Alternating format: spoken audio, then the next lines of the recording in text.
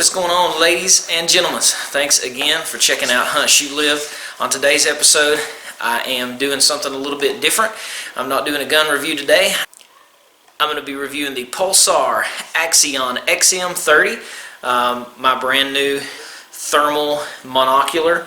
I have got to use this bad boy extensively over the last month or so that I've had it. I've got some great footage from the field. This is not all just me sitting here talking. So I have a ton of field review, daylight, dark, it doesn't matter. Of course, if you have a thermal, it's very different from night vision. It doesn't matter if it's daylight or dark, but most of mine is pitch black.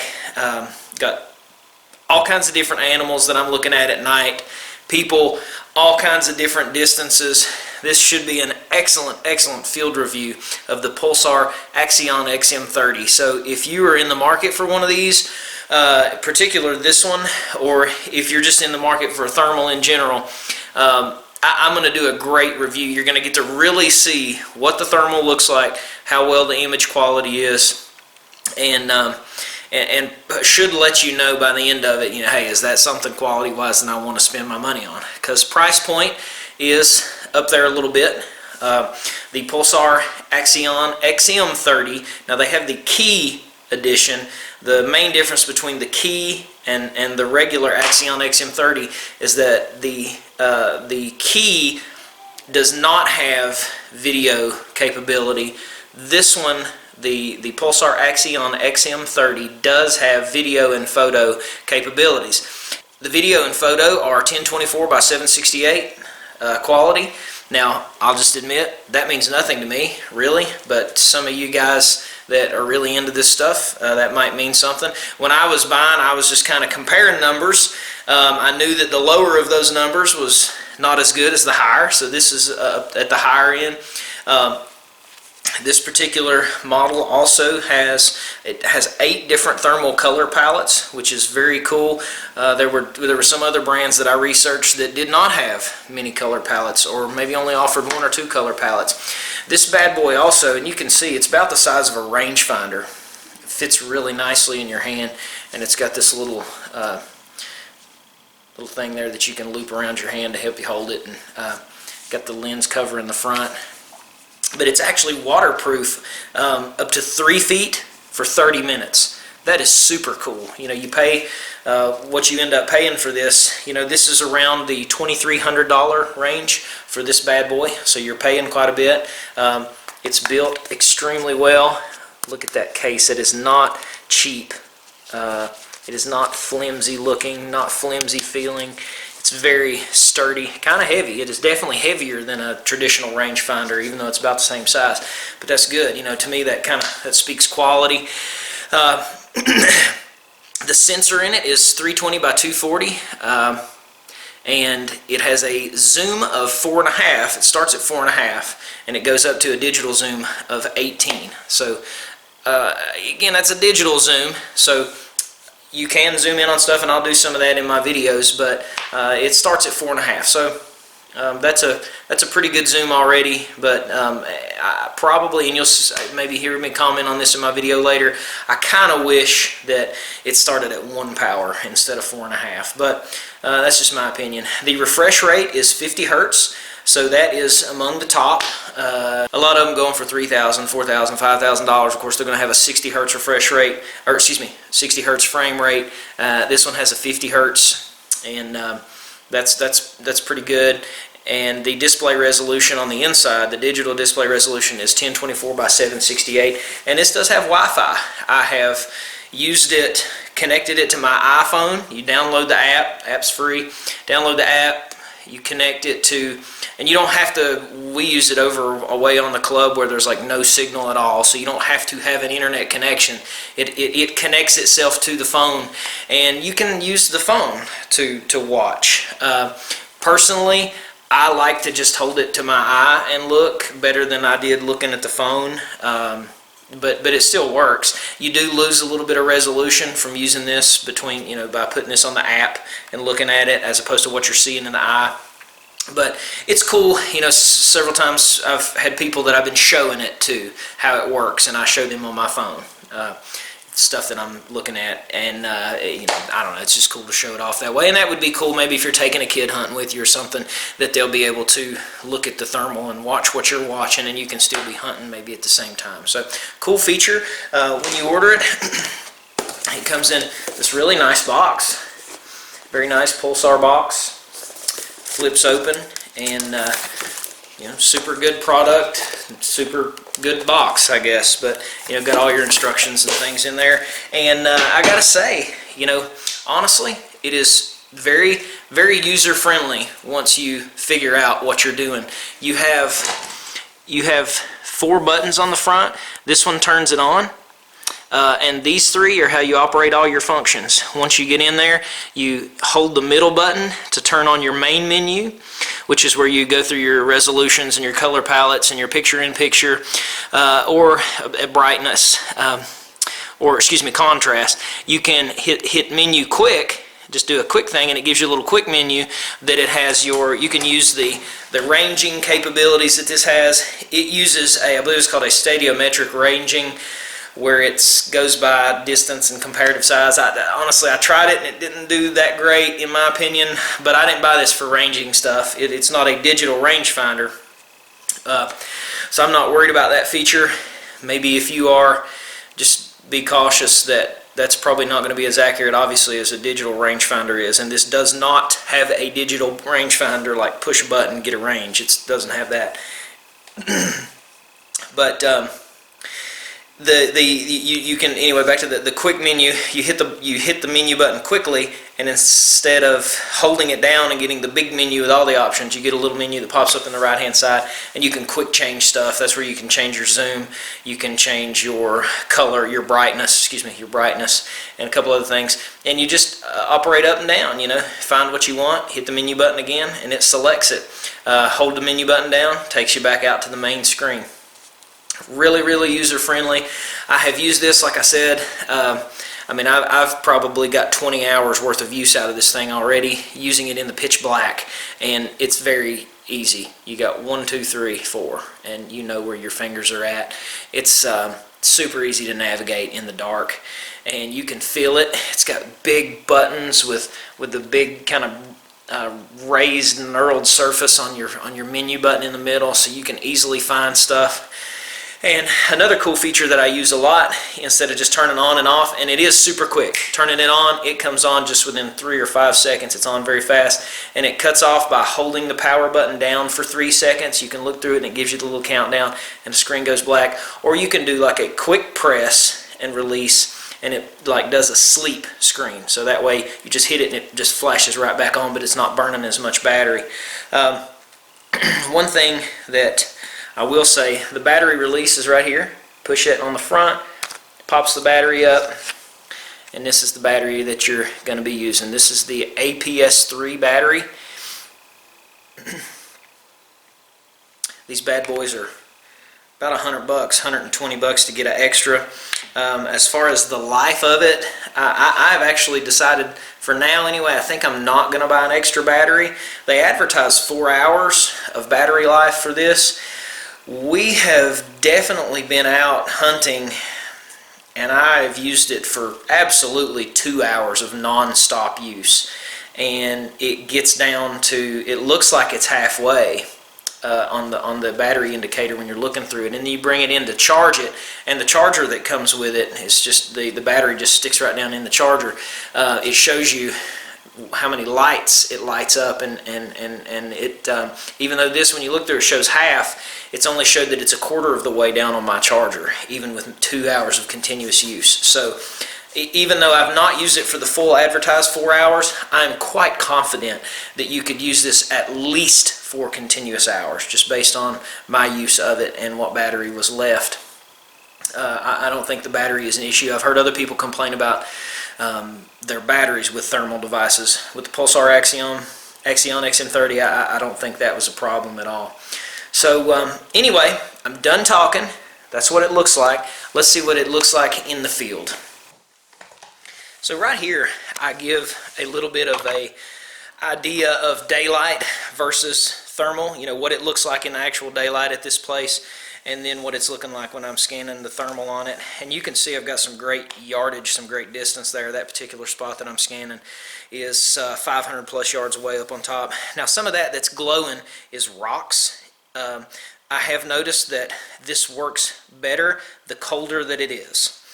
If you've had a really cold day and everything's not had an opportunity to suck in heat, it's going to work better. Now here I am scanning at some great distances. Those are cows right there at probably 1,500 to 2,000 yards. So you can see those cows just pop.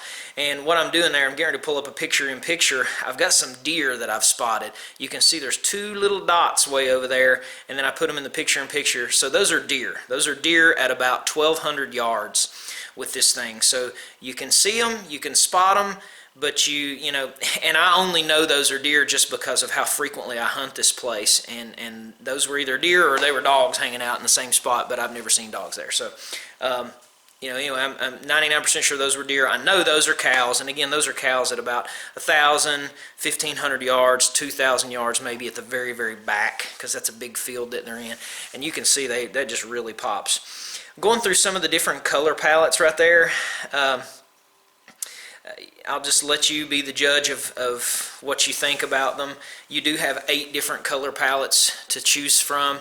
I actually have a form of color blindness and I can't see certain colors, so I find white hot is absolutely hands down by far my favorite. I'm really super pleased with white hot. I've used that out in the open, I've used it in the woods, and it works really good for me. And I can see everything, I can distinguish everything really well. It just seems like the heat signatures really pop with the white hot for the way my eyes are. But hey, if you're not a colorblind fool like me, then maybe you will have, you can take advantage of some of the other options. I already did show you the picture-in-picture there when I was looking at the deer, so that's pretty cool. But you can see some of the other menu options there, turning on your Wi-Fi. It does have an automatic refresh, or you can do a manual refresh if you want to. I leave mine on automatic, and I've actually only had that screw me up one time. We were looking at a fox, and before the fox took off running, it refreshed on me and it paused, so that was a little bit aggravating. Right here, we've got some closer distance, and you're looking at what I'm assuming is a raccoon in a tree. And we're about 75 yards away there, so you can see the full picture and then the picture-in-picture of the same animal just up above that. I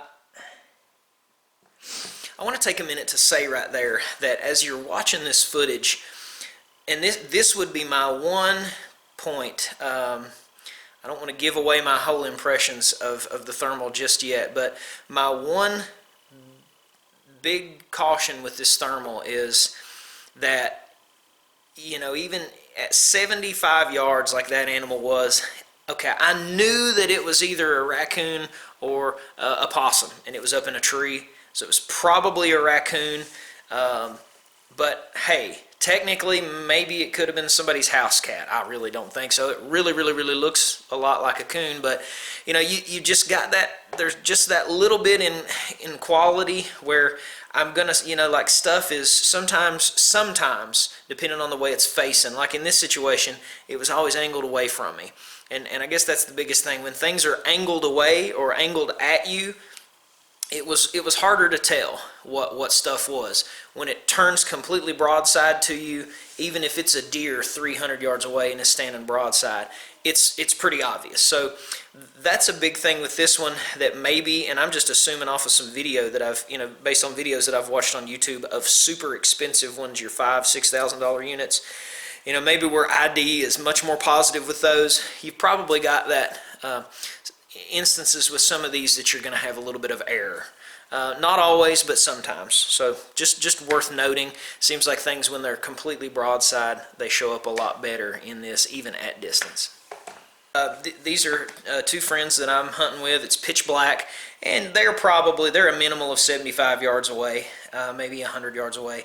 But you can even see there, they are, we were hunting this particular night, so they have a gun in front of them. and you can see the scope on the gun. You can see the barrel sticking out there if you pay attention. And I put it in the picture-in-picture, and you can kind of you're able to zoom in to see much better. You can see her hands on the gun as she's watching, and you got the scope, and very, very, very good detail. Again, this is pitch black, middle of the night, and I can completely see them 100 yards away. Now those up there, those are cows, so those are going to be more cows. We're on a farm here, so there's plenty of cows. I'm going to say that those are a minimal of 300 to 350 yards away. So again, they just really pop, and that's some rock and brush and trees and stuff down below them. So you really see how the cows stand out, and you can see what I'm saying there, how that cow is standing sideways. You could really tell the difference. Now here, obviously, a deer. Now this is closer. This is like 50 yards, just walking through the middle of the field in the night, and there you've got some deer bedded down. And here's a little critter, probably about 50 yards away from me. And here's another example of that. You know, you're 98% sure. I'm 98% sure that that was a possum or a raccoon. My buddy said it was a possum. I think it was a raccoon. I don't know. This footage here is a person walking. They are about 400 yards away when I started filming there, so pretty cool. You can definitely tell that that was a person. Here is a little bit more distance, and I've got a deer laying down over there. You know, you can, after you look at it for a second, you can really tell it's a deer laying there. Here, I want to touch on this. Pay attention to this, as this is as it turns sideways there. Obviously, that's a coyote.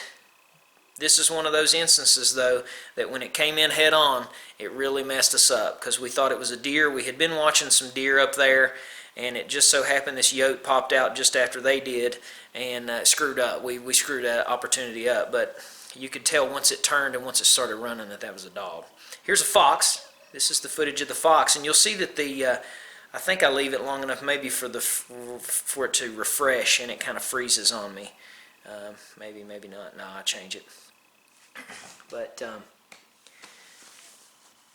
you can clearly see with both of those that at distance, I'm going to say the coyote was 200 yards, the fox was at 100 yards. The fox came in broadside, so it was obvious immediately. The coyote, like I said, he come in headlong, and we had just seen deer there. And then when he turned, man, immediately we realized, oh my gosh, that is a yote, and it messed us up. So broadside, this thing is super effective, 200 yards even. You're catching, you can tell it's a dog, but if it's facing at you, you have a little bit more trouble. All right, here's some really cool footage that we got of a bobcat, and if you'll pay attention, if you'll watch close, it's running a rabbit. You'll see the rabbit here in just a second. Right there, see the rabbit going out in front of it? Obviously, that's a rabbit. And this is probably, you know, it's 50, 75 yards now. We ended up, one of the hunting party missed a shot at it. It runs off, and we trail it with the lights, and then we lose it. Well, then I catch it sitting over there on that rock. The cool thing about this, now this is the cool thing about this thermal and hunting at night. So we've got this cat now at 125, 150 yards, and I can see it in the thermal. But when you hit it, when we would hit it with the red lights, way too much brush. You can't see anything with the red lights. You would have never known that cat was still sitting there. And he sat there and watched us forever, and finally just left. But it's picking him up through that brush, so that's really cool. Here's a little bit of footage of, you know, there's that questionable area again.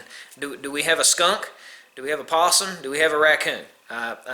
Once it starts walking, you can see the tail a little bit more, and I'm pretty sure that it's a skunk.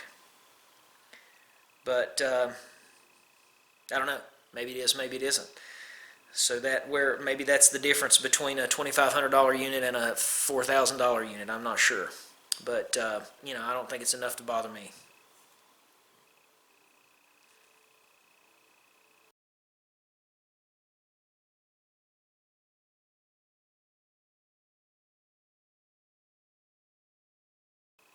Here's some deer. We're back out in the open, wide open field, and you can even see what I'm talking about there.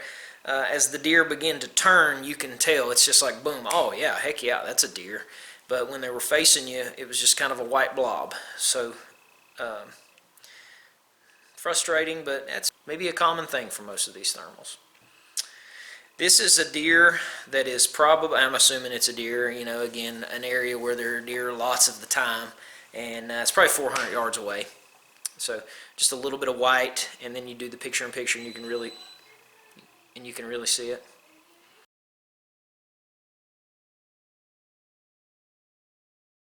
This footage I'm really more trying to show, pay attention to some of those rocks. I noticed the day was a little bit hotter this time, and some of those rocks were glowing. And that can kind of mess you up, but obviously, if you scan it several times and they don't move, then it must be a rock. It must not be something living. Now here's that example of the critters moving out in the open and sideways. That is a skunk. Definitely a skunk. You can see his tail fluffed out. He's probably 75 yards away, pitch black. You can see all kinds of trees and stuff behind him there. There's a fence row. All of that stuff just stays dull, and he just really pops. And here's a deer coming over the hill approximately 200 yards. This is actually where we saw the coyote earlier, where the coyote ran from us. That's a deer popping over the hill. And he kind of meanders around there, or she kind of meanders around there for a little bit. And there's the quick access menu that I pop up over there on the right hand side, where you can control your digital zoom. There's the ranging capability. I didn't feel like it worked that great. And then you've got you can do your brightness and stuff with that. So I hope you enjoyed the video, and I hope you enjoyed that I did so much field review. When I was researching a lot, that was something that was kind of that was missing. It truly was lots of field review on animals. So no more talking. What do I think about the Pulsar Axion XM30? I am for the money, and comparatively, if I would have tried to upgrade, or even for anything else, for what I paid and for anything else in its quality, I am extremely pleased with what I purchased.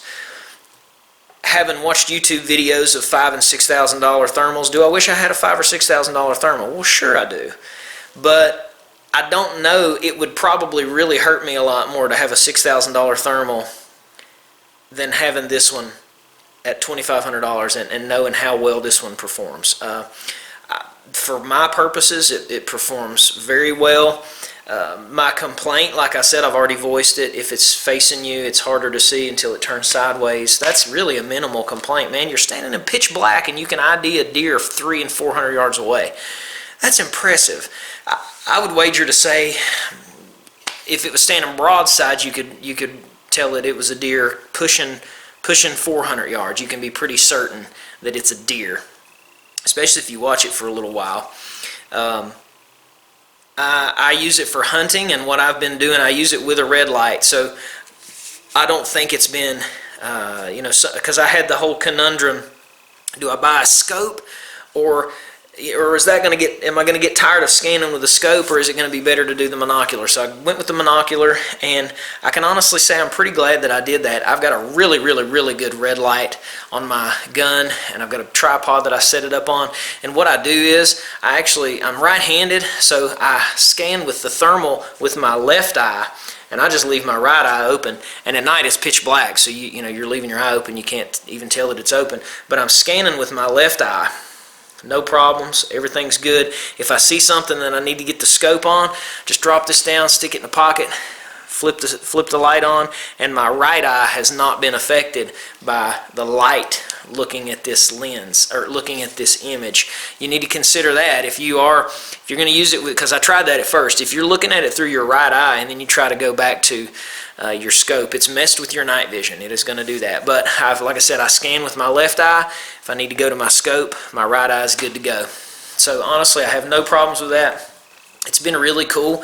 We have spotted game that otherwise we would have had no clue was even there. Walked up on deer, bedded down multiple times. It's really, really cool. If you're looking for a thermal, you're probably just spending play money anyway. So, I would encourage you. I think for what you get with that 50 hertz refresh rate, and for the quality of your display and the quality of the resolution, I think this thing is hard to beat for that price point. You can record videos. Obviously, all that I showed in this video is recorded from this. It records audio. Audio is not great, but I don't really care about that. You can take pictures with that, and the pictures are just as good as quality as what the video was. So if you're looking for a thermal and you don't mind to pay a little bit more, I think this is a good one. Pulsar has the best warranty in the business. They got a 3-year warranty, no questions asked. You know, if it's a defect that's due to the machinery, they're going to replace it, and that is by far the best warranty in the business. So, is it going to be for everybody? No, but if you're looking for that kind of toy, it's going to be a good one. I do not regret buying the Pulsar Axion XM30. I've enjoyed playing with it, and it definitely meets my needs. Is it as good as a $5,000 and $6,000 one? Probably not. Is it as good as a $4,000 one? I might argue that it's really dang close. And is it way, way, way better than anything that's in the $1,000 and $1,500 price range? Yes, it is. Yeah, because you're just not going to get that video resolution. Excuse me, you're not going to get that picture resolution. You're not going to get that refresh rate, that 50 hertz frame rate. All of that is going to be lacking. That sensor resolution, you're just not going to get that. So hope you enjoyed this. I hope maybe I influenced your habit a little bit, and you can go out and spend the money on a cool toy. But thanks for checking out Hunt, Shoot, Live. I hope you enjoyed this episode. Be sure to check out our other episodes. We got a lot of other episodes already. We release new episodes every single Friday night at 9 p.m. Eastern Standard Time. So be sure to check us out. Be sure to subscribe if you haven't subscribed already. Click that subscribe button so you get all our newest videos. But as always, appreciate you. God bless. We'll catch you next time.